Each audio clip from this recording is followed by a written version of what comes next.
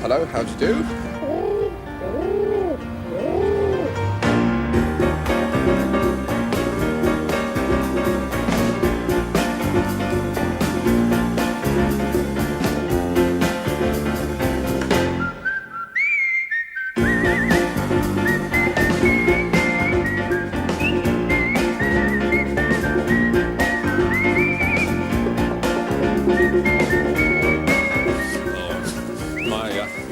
Wears the trousers, no question. But we're hoping to get a second pair sometime later this year. My ideal woman, really, a TR4. Lavatories. Love them or loathe them, they're here to stay. We use them, we lavish our affection on them, we clean them, polish them. Some of us spend up to half our lives in them. We read specialist lavatory magazines, spend money on the latest models with air conditioning, stereos and two-speed wipers. Some of us even race them. No. What? Cars. Huh? You mean cars, not lavatories? Oh, yes. Sorry. Cars. How much do we know about them? We sit in them once a day and trust them to carry our effluent away safely, cleanly, efficiently. Whether they're porcelain, plastic or fiberglass, lever or button flush, No. You lavatories. You mean lavatories? Oh, yes. The beginnings of the modern lavatory were humble enough. In 1793, Johannes Krell of Leipzig constructed the first simple metal cabinet using inert gases condensing to chill the cabinet to 3 degrees centigrade. The first dew bin or salad crisper started to appear in the... No. Fridges. Huh? You mean fridges? Now you're talking about fridges. Fridges. Like them or loathe them, you can't ignore them. Everyone's talking about fridges. Whether you're buying or selling a property, sooner or later you'll come in contact with a fridge. Their commission is an important part of your house buying budget. No. Estate agents. You're talking about estate agents.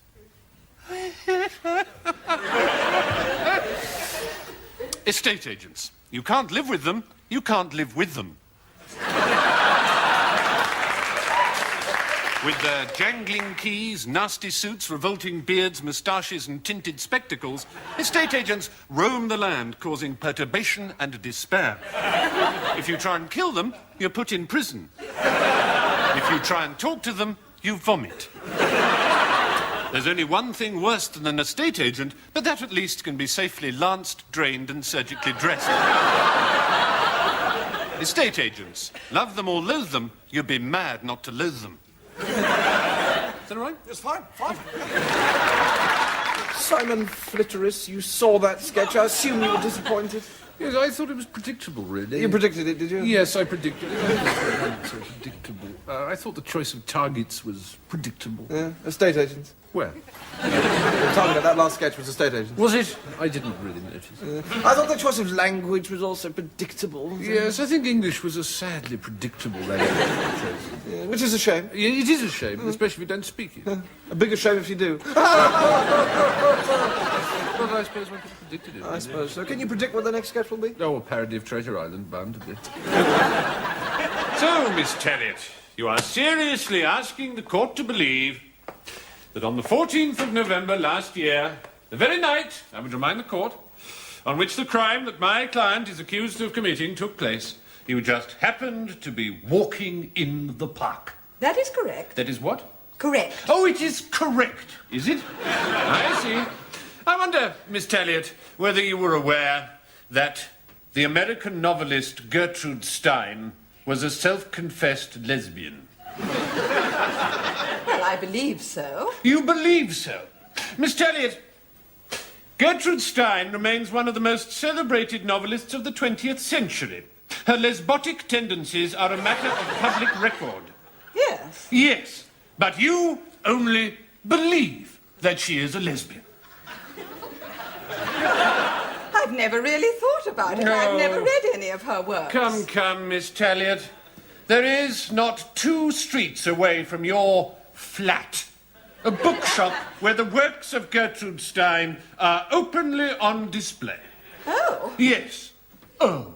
And you are asking this jury to believe that on the numerous occasions upon which you must, during the course of your duties as a woman, have passed this shop, while shopping, for example, you have never entered its premises and bought a single volume by this openly lesbicious writer. Mr. Foley, I'm afraid I really fail to see where this line of questioning is leading us. Well, with your lordship's permission, I'm trying to establish that this witness has been guilty of weaving a transparent tissue of farragos, a catalogue of litanies, and that far from being the respectable president of a children's charity and ambassador's daughter that my learned friend the counsel for the prosecution would have us believe, she is, in fact, an active, promiscuous and voracious lesbite. I see. We'll carry on. But, Mr. Foley, I must warn you that if you attempt to ballyrag or bulldoze this witness, I shall take a very dim view of it.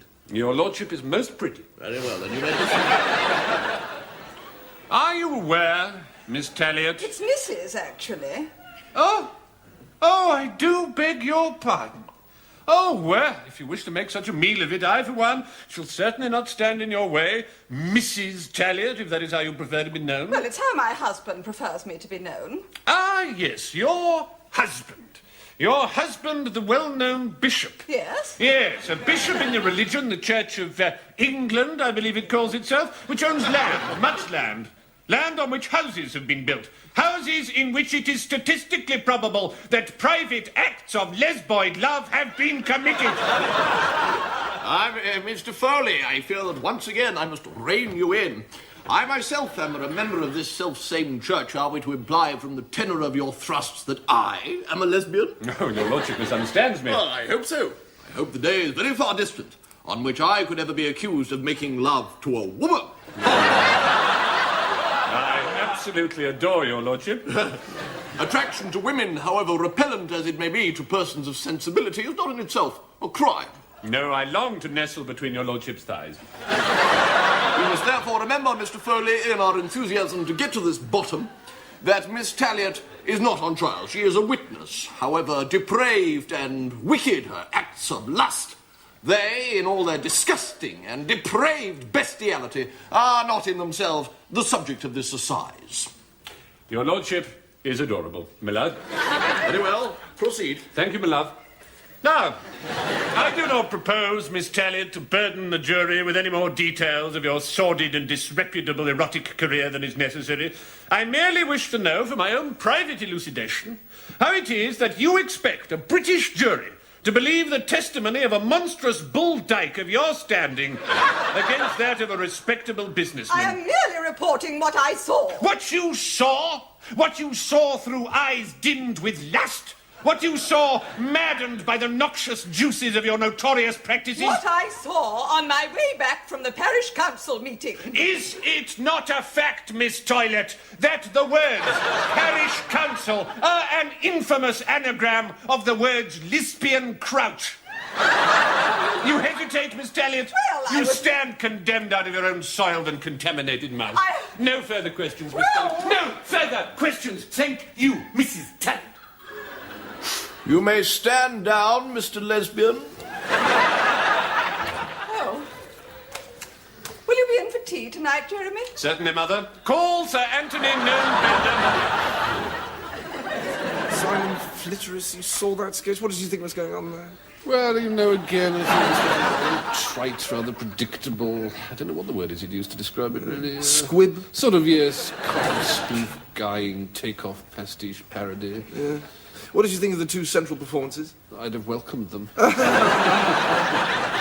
I like the clever and original use of words. Thank you. Not at all. Your clever and original use of words have recently been gathered into book form, I understand. That's right. Yes, well received? Well, you know what critics are. I mean, what do they know about the work we do? Oh, quite so. Quietly so. Quietly so, Ington. Yes. Now, to return to this spoof, cod, squib, pastiche parody, guying of conventions, my main worry was that it didn't tell us anything about the relationship between the two main characters. I think that's very neatly put indeed. I mean, where were the truths about relationships in England today, this afternoon, here, now, today, this evening, now? You couldn't see them from where I was lying. No, I hate hated it. So, 2 out of 10 for trying, then? That's right. It just wasn't your cup of tea. No, that's my cup of tea. Mine is. Oh. We used to come round on the 1st January of every month and then just pass out again straight away. Rumbelows of the Bailey. Trigonometry, that was my favourite, especially the blonde one. No, actually, I shouldn't really be wearing these because these are my eating glasses. Sorry I'm late, sorry. I've kept you waiting. That's rude of me, sorry. OK, right, now let's get cracking. Who's had a chance to look at Romeo and Juliet since last week? No. Well, I know, you know, you've all been busy. It's difficult to make time. But anybody at all? No. OK, good. Right, so you're all coming to it fresh. That's probably better, in fact. In fact, well done. Good. Right, now, first of all, this is Mr. Lewis. He's just popped in to see how we're all getting on. Just ignore him. Well, don't ignore him, but, you know. Well, here's an interesting one. I wonder, who can tell me what ignore means? Anyone tell me what ignore means? Nobody. Right. OK. Ignore means not to pay too much attention to something, not to be all that... Tony, wake up. Thanks. Not to be all that bothered by something. If you like, Tony was ignoring me just then, OK? So that's ignore. Right. Well, who'd like me to write it down? Should we write it down? Hands up. Who'd like me to write it down? Ignore. No one. OK, so we're happy with ignore. Good. All right, then. Oh. Yeah. Rosie, it's B-A-S-T-A-R-D. Yeah? Otherwise good.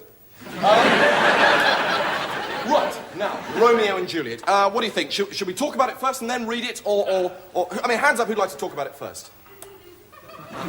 No one. OK, well, I agree. Let's just get straight in and read it, for heaven's sake. I always like to get him involved as soon as possible. OK, so, Romeo and Juliet. Do we have a Juliet? Who'd like to read Juliet? Anybody like to... What about a Romeo? We've got to have a Romeo, yeah? A couple of Romeos. Maybe what? One Romeo, eh? No. OK, fine. I'll read them both, because then you can get a chance to... This is Juliet speaking, right? Wilt thou be gone? It's not yet near day. It was the nightingale, not the lark, that pierced the fearful hollow of thine ear. Nightly she sings on yond pomegranate tree. Believe me, love, it was the nightingale. This is Romeo now. It was the lark, the herald of the morn, no nightingale. Look, love, what envious streaks do lace the severing clouds in yonder east. OK, now, right. Having heard that, from what you've just heard, what relevance do you think Romeo and Juliet has to today's Britain? Who thinks it's got any relevance at all? No one. OK, right. So we think it's irrelevant, do we? Interesting. Right. So we don't think it's relevant. We don't think it's irrelevant either. Yeah. It's sort of in between. Yeah. It's in kind of a grey area. Now, this is interesting. Good. Well done. So why do you think Shakespeare wrote something that was in a grey area? What did he mean by it? Did he mean anything by it? Or maybe he was just being stupid. Who thinks that? Hands up those people who think Shakespeare was being stupid. No, so, all right, no, that was stupid. No, I was being stupid. So we don't think Shakespeare was stupid. But he was writing in a grey area. Why? All right, while you all think about that one, I'm just going to come out with an opinion. It is just an opinion, so you can all shout me down as usual. And that is that Romeo and Juliet is about love. We have love, we do love in today's Britain. So Romeo and Juliet, therefore, wasn't irrelevant. What do you think about that? Anybody agree with that? Right, no, so nobody agrees with it. But did anyone find it helpful at all? Nobody. Right. No, you're right. I was being unhelpful there. That's stupid of me. I shouldn't have. I've just clouded the whole issue now. I'm sorry. I'm just holding you back. Well, who'd like me to stay? I mean, hands up those people who'd like me to stay. Would you like me to? No one. Right. No, I agree. You're right. I'm sorry. You know, until you've been there, you haven't got any idea what it's like, I should think. I don't know. Not really either. Jack Lemmon and Walter Mitty, I like them. Oh, I can remember exactly what I was doing when I heard the news. I was listening to the news. Well, I mean, you've been through enough, haven't you? I know. Well, that's right. Mind you, my life hasn't been easy either. No, not easy, no. I hate it when things go wrong, don't you? Oh, I hate it. I know. I hate it. Mind you, of course, sometimes things go right, don't they? And I like that. I like that. Yes. It's better than when things go wrong. Well, I mean, of course it is. Of course it is. Yeah, still. I know. Well, I mean, you can't give up. No. You can't eat money, I always say. I say that. I always say that. I know. Still, Me too. Still. Well, I mean, I know. That's it. Well, I mean, for goodness sake, of course it is. Well, I mean, it's absolutely bound and certain to be. That's it. I know. Well, as if it could be anything else other than it. That's it. That's completely and dreadfully the whole point. You're right. I know. So right. Oh, God, I know. I know. Oh, well, of course you do. I mean, of course you know. Oh, well, that's right, isn't it? Well, of course it is. Of course it is. Yes. Oh, yes, that's it. Yes. Oh, yes. Still. Hey, mind you. Well, I mean, anyway. Well, of course you mean anyway. I mean, what? I mean, of course you do. Well, there you go, you see. Well, of course I go there. Where else would I go? Well, that's it. I mean, where else? Yes, well, I mean, where? I mean, shut up, that's it. I mean, sod right off, for God's sake. Sure it is. Go and slice little bits off yourself and eat them. Of course you're right, that's it. Just quite simply shut up and never speak again. Of course I am. That's it, you see. I know. That's it. Oh, please be quiet. Oh, drink sick. You are so right. I'm right. You are so right. I know. God, I hate you. You're so right. Well, I mean, of course you do. Of course you hate You me. make me wretch. I know I do. Well, that's it. You see, the sight of you makes my skin fall off. Yes, that's it. You've got it. God, I want to kill you. I know. Still. I Eh? mean, eh? Anyway. I know. Well, there you are, you see. Well, that's it. I know. Eh? Well, Mr. Everard, thanks for agreeing to be with us today. Pleasant journey down, I hope? Not pleasant exactly, no. Oh, I'm sorry to hear that. Sorry, I just want to say that this sketch that we're doing now is my absolute favourite one of all time. I just love this one. Watch what Stephen does in this, because it's fantastic. He is brilliant in it. Sorry, carry on. So not a pleasant journey down? No. Not pleasant at all. Now, just watch the way he does this next bit, because it's brilliant. It's just brilliant. Oh, God, it's fantastic. Oh, dear.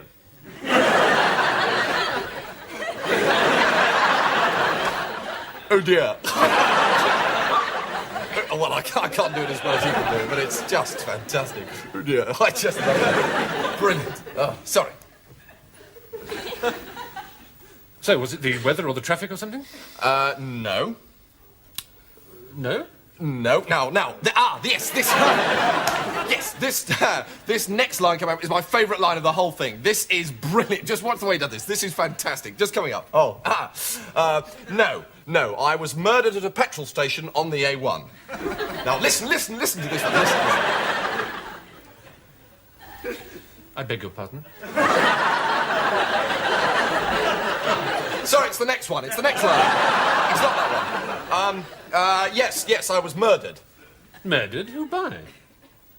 No, it's not that one either. It's coming up, honestly. I was stabbed through the heart by a civil servant. Stabbed through the... Killed me stone dead. Then what are you doing? This is it, listen.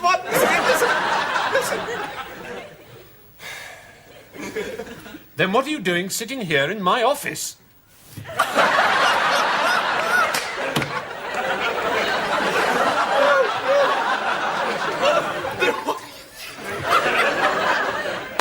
That is, oh dear. Oh. Actually, he didn't do it very well that time. He has done it better than that, honestly. But it's great, though, isn't it? Fantastic. Martin, limp thoughts? None whatsoever. I thought not. Care to make some up for me? Well, this chair is soft, certainly. Very soft. No, it falls short of being very soft. But of course, if we look underneath, we find... The floor? The floor, precisely. Does the floor work for you? No, it doesn't work. The floor doesn't work for me, no.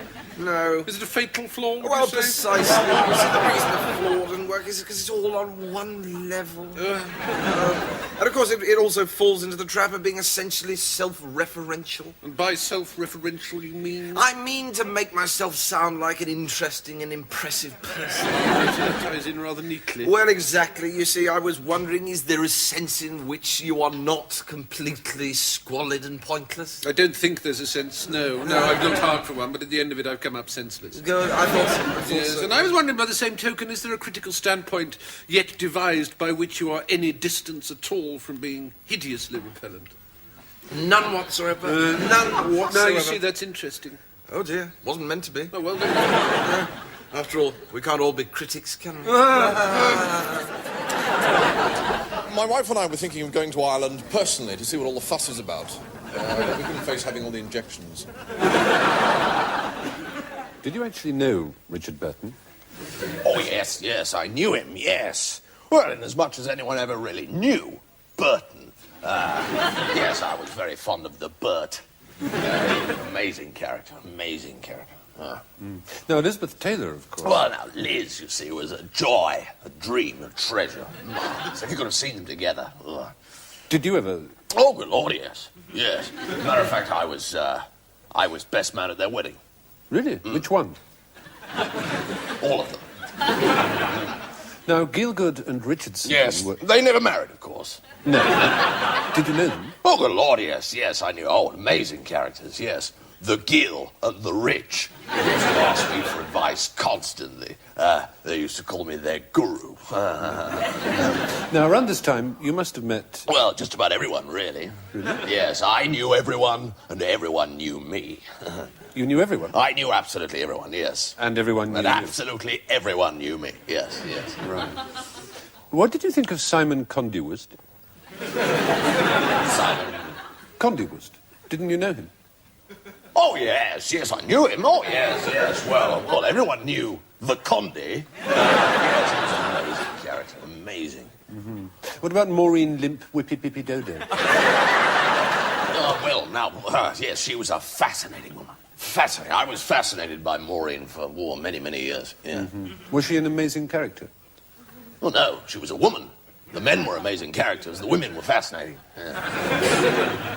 Colin Finch Mosley think I have? Oh, Lord, yes. What a character. Yes. Well, the Finch. Yes, yes. He did terribly well. Terribly well. Yeah. What did you think of Fenella Fascinating woman. Fascinating. Yeah. Yeah. And what about Peter Whee? Well, yes, well, you see, they broke the mold after they made Peter. And Evelyn broke the mould after they made Peter? Delightful woman. Angela, delightful woman? Oh, splendid chap. Dick Van Dyke? You just made that up. Rupert Jeremy James, I baptize thee in the name of the Father... No, hold on. What's the problem? No, you're absolutely right. Nicholas is better. Yeah. Nicholas Thomas Jeffrey. Nicholas Thomas Jeffrey. Oh, darling, you can't have Nicholas Thomas. That's a very ugly rhyme. Yeah, you're right. What was that other one we liked? Timothy Nicholas Peter. Nicholas Timothy Peter. Nicholas Timothy Peter. Yes, Right. yes. Nicholas Timothy Peter, I It's a shame to lose the Jeremy, though, isn't it? I still like Duncan. What, Jeremy Nicholas Duncan or Duncan Nicholas Jeremy? I have got a wedding in 10 minutes. You're being paid, aren't you? No. Now, Nick's idea was Peregrine. Oh, darling, can't call a baby Peregrine. Peregrine Jeremy Nicholas? I know it sounds silly, but I've always loved Dick.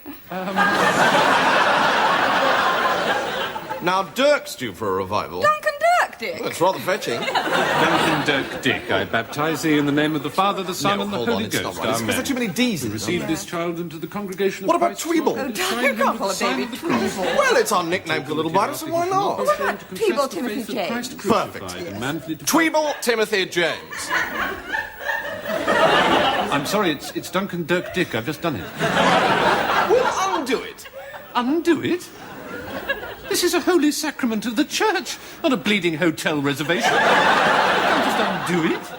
You're beginning to annoy me, Buster. Look at this. What does this say? Christening service. Yeah, service. Notice. Doesn't say rudeness. Doesn't say christening rudeness. I wasn't being rude. Just bear in mind that there are plenty of other religions, you know, some of them, I may say, offering much greater range and value. Yes. So come on, hand him over. Hand him over? Yes, we'll have a look at the mosque on Arlington Road, if it's all the same with you. Come on. I haven't finished the service yet. Oh, the rudeness, you mean? Well, you should have thought of that before. You can't just walk out in the middle of a service. I mean, think of the child. Oh, screw the child. Haven't you heard the news? There's a revolution going on. Enterprise, initiative. Those who can't trim the fat go to the wall. What wall? Well, you just don't know what I'm talking about, do you? I'm talking about the way you're running this whole operation. I mean, take this building. Look at it. All this equity tied up for what? A couple of weddings a week? It's pathetic. Well, it's pathetic to you, but I can assure God, you... what I could do with a place like this. I mean, what do you think, darling? We could have some luxury flats up the top there. We could have a shopping arcade along the back, a fountain in the middle. But we'd have a brasserie here in no time. It's really just a criminal waste.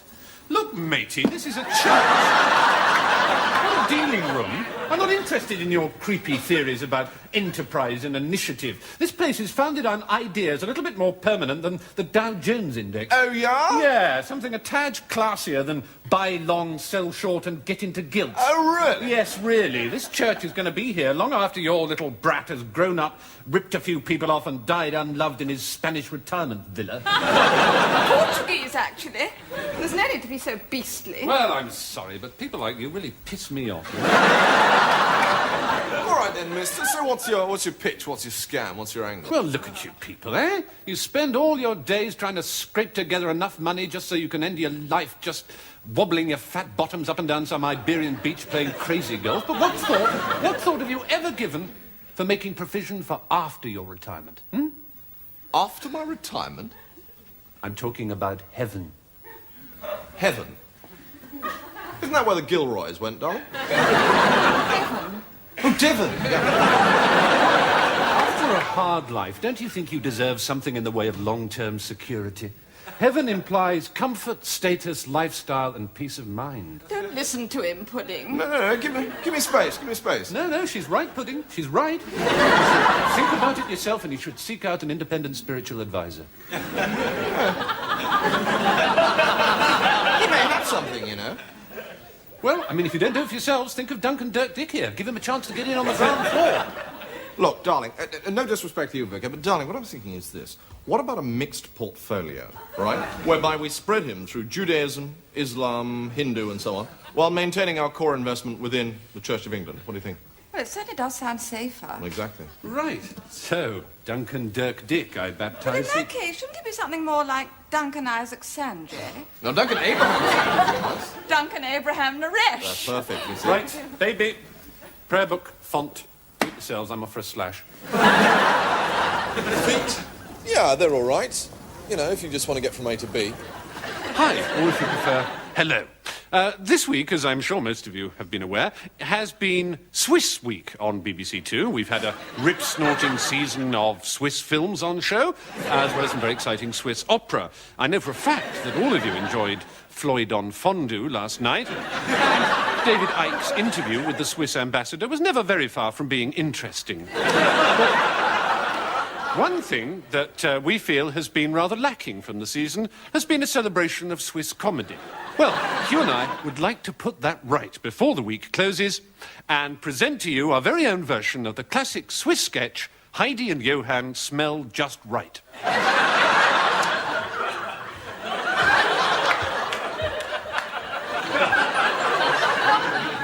Guten Tag, Johann. Du riechst ganz richtig. Danke schön, Heidi. Und du auch.